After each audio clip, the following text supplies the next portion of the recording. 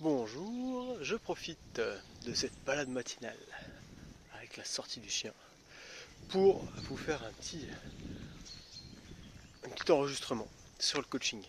Ok, pourquoi le coaching? Déjà, qu'est-ce que c'est? Pourquoi il faudrait faire un coaching? Pour qui ça s'adresse? Et comment choisir son coach? L'idée, ça va être quelque chose de très simple, très informel, pour vraiment qu'on puisse faire connaissance. Pour commencer, permets-moi de te situer cet enregistrement. Alors bon, il n'est pas là pour faire des vues, pour faire du buzz. Et l'idée c'est vraiment de te donner mon point de vue sur certains sujets, ma façon de voir les choses, et voir si c'est en adéquation avec ce que tu recherches et avec les questions que tu te poses. Tout d'abord, laisse-moi me présenter. Je suis Benjamin, j'ai 37 ans. Je viens d'un monde professionnel riche en changement. J'étais négociateur immobilier, téléconseiller en centrale d'appel, j'étais commercial, j'ai travaillé dans le social, j'ai travaillé en tant que pompier volontaire, dans la police ferroviaire et dans le BTP.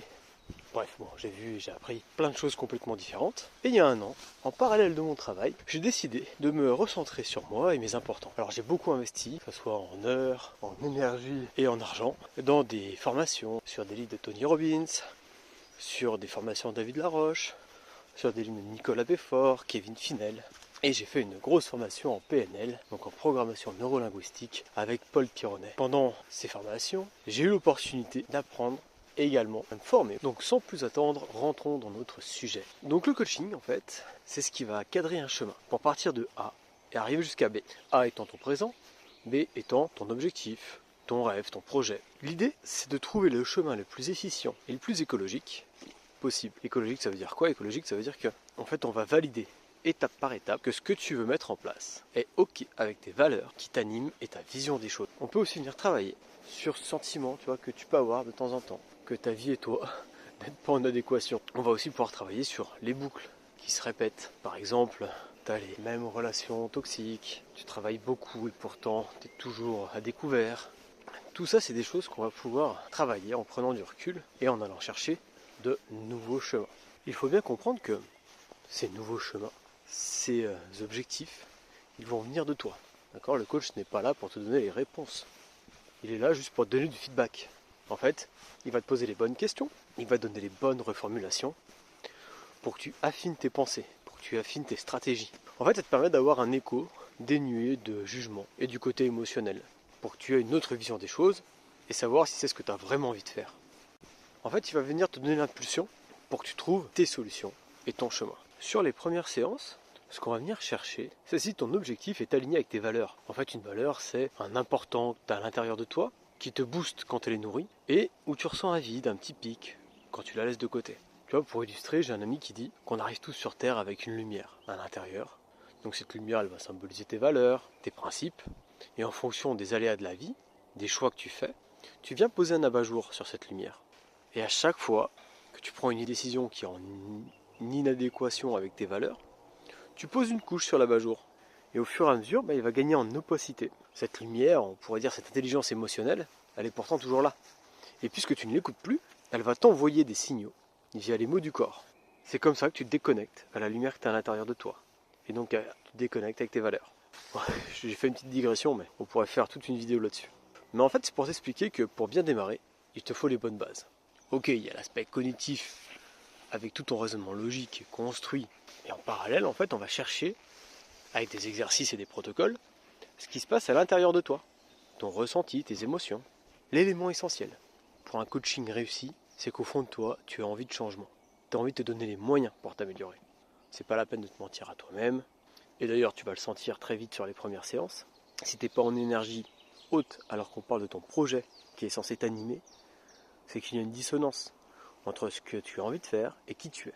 Si au fond de toi, t'as pas envie d'avancer, d'ailleurs, si tu as dans ton entourage quelqu'un qui va pas bien, ne le force pas à aller consulter, que ce soit un coach ou un thérapeute.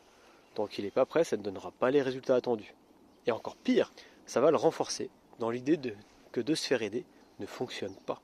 Et du coup, en voulant bien faire, tu lui supprimes une porte qu'il aurait pu ouvrir plus tard. Alors bien sûr, c'est hyper difficile de voir un proche qui est pas bien. Mais là, je t'invite plutôt à utiliser ton imagination et semer des graines. Je sais pas moi, tu lui envoies des petites vidéos inspirantes de temps en temps, tu laisses traîner une carte de visite, mais n'impose rien. Enfin voilà, l'idée, du coup, pour en revenir au coaching, c'est que tu partes sur un projet qui te semble fluide, évident. Tu vois, tu vas redécouvrir non seulement ce qui t'anime à l'intérieur, et tu vas le faire jaillir sur ton projet que tu as envie de construire. Tu vas te sentir tellement apaisé par rapport à qui tu es, et en même temps, tu vas monter tellement en énergie par rapport à ton projet, que c'est un effet juste waouh, c'est extraordinaire à vivre. Tu vas mettre en place des sous-objectifs, ce sont ce qu'on va appeler des petits pas. Et l'accumulation de ces petites actions vont t'amener jusqu'à l'aboutissement de ton rêve. En plus, tu deviens complètement indépendant pour tes futurs objectifs, puisque tu déverrouilles tes capacités à long terme, et en plus tu apprends les processus, donc tu peux les réappliquer à l'infini. Finalement, la plus grande force du coaching, c'est quoi?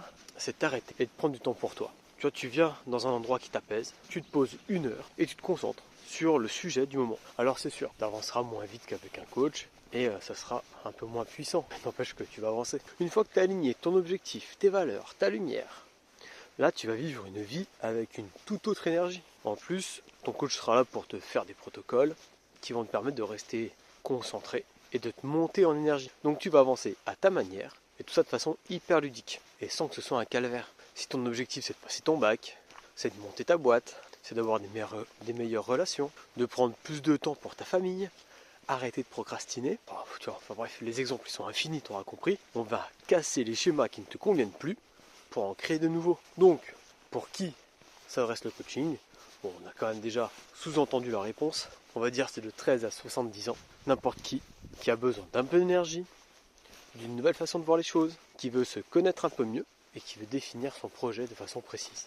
Et avec qui? Alors là, on n'est pas sur une profession réglementée. Ça veut dire que n'importe qui, du jour au lendemain, peut te dire « je suis coach ». Tu vois, et d'ailleurs, c'est bizarre parce que cette histoire de coaching, parce qu'autant le coach sportif, c'est un coach sportif. Tu vois. Mais là, on a du mal à définir le coaching. Souvent, on appelle ça le coaching mental, le coaching de vie. Le coaching mental, je trouve ça tellement réducteur. Et le coaching de vie, je trouve ça tellement pompeux. C'est là où tu vois qu'il n'y a pas de réglementation, parce qu'il n'y a même pas un nom commun pour un domaine d'application. Alors souvent, tu entends, oui, tu sais, un bon coach, c'est quelqu'un qui a vécu des trucs difficiles dans sa vie. Alors bon, est-ce que ce que tu vis dans ta vie perso, c'est un gage de ta qualité d'accompagnement professionnel? Je ne sais pas. Par contre, ce qui est sûr, c'est que le coach que tu auras choisi, il aura fait les protocoles, les exercices, le cheminement qu'il va lui-même te demander. Okay, peu importe l'école d'où il sort finalement, ce qu'il faut et qui est très important, c'est un feeling. En thérapie, on appelle ça l'alliance thérapeutique, qui est essentielle pour le bon déroulement du processus de guérison. Alors, j'aime pas faire le lien entre thérapie et coaching, ce sont deux univers qui sont complètement distincts, mais là, pour le coup, on est sur un élément essentiel qui est bien plus important que les compétences intrinsèques de ton coach. Et voilà, on en a fini avec cet enregistrement. Donc vraiment un truc à la cool. Sur le coaching, si j'ai oublié un élément qui te semble important, n'hésite pas à le noter en description. Si tu as une question, n'hésite pas à la noter aussi. La prochaine fois, on parlera de programmation neurolinguistique. J'ai pris beaucoup de plaisir à faire cet enregistrement. J'espère qu'il t'aura apporté. N'hésite pas à te connecter à mes réseaux si tu veux en savoir plus, si tu veux voir ce que je propose en termes d'accompagnement. Je te souhaite du coup une très belle journée et je te dis à bientôt.